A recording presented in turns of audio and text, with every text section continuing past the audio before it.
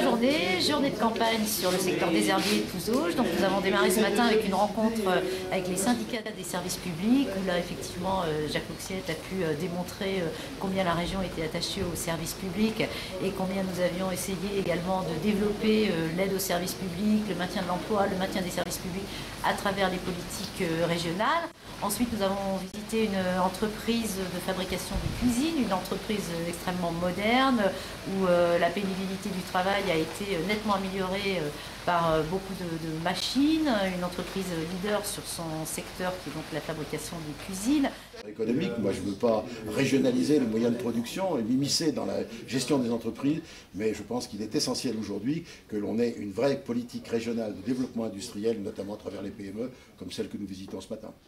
Puis une rencontre avec le directoire de l'entreprise Gonor et un déjeuner de travail autour du développement du bio dans le plat cuisinier, la filière bio, comment organiser la transformation, comment pouvoir développer le bio sur la région des Pays de la Loire pour satisfaire la demande de production et notamment dans l'industrie. Et puis là, nous sommes actuellement au Jardin de Cocagne, qui est un chantier d'insertion qui embauche des salariés au RSA et qui développe là aussi le maraîchage bio avec une vente directe de paniers à une centaine de consommateurs. Alors ce qui m'intéressait dans la visite d'aujourd'hui, c'était un peu la vision qu'un élu peut avoir de ce genre de structure, même si je sais que M. Auxiette est très sensible à tout ce qui est trait au social. C'était voir comment on peut allier une structure où on fait du bio à de l'insertion. Nous allons aller visiter l'entreprise Gauthier qui elle aussi est extrêmement leader sur son secteur de la fabrication de mobilier de qualité. Et nous terminerons cette magnifique journée de campagne par un pot autour avec les militants qui nous aident pendant cette campagne et que je voudrais encore remercier pour toute l'organisation de cette super journée. Et donc, ce qui est indispensable, et ça c'est le souhait que je formule après Sylviane, pour les sympathisants, pour les militants qui sont ici présents, c'est effectivement de faire en sorte que les gens aillent voter, le 14. Parce que la région, c'est loin, c'est un peu abstrait. Et dans les documents qui sont à votre disposition, il y aura des exemples très concrets, y compris les retombées territoriales de l'action régionale. Alors, les lycées, on connaît un peu, on s'en occupe.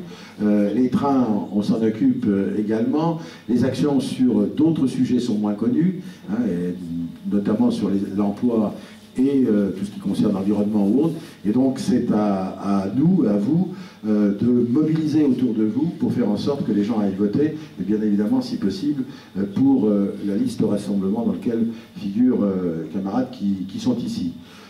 Ces élections sont des élections difficiles, pas seulement chez nous, mais encore plus chez nous, puisque compte tenu du fait que c'est quand même Fillon qui a été battu la dernière fois, la volonté de reconquête n'est pas simplement écrite dans les journaux, c'est une réalité.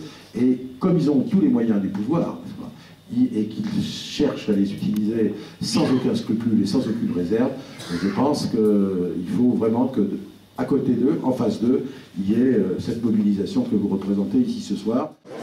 Voilà, donc une journée qui se finit autour des militants. Il faut continuer à se mobiliser. La victoire n'est pas encore acquise. Il faut vraiment qu'on se mobilise tout pour permettre au Pays de la Loire de rester gouverné par la gauche.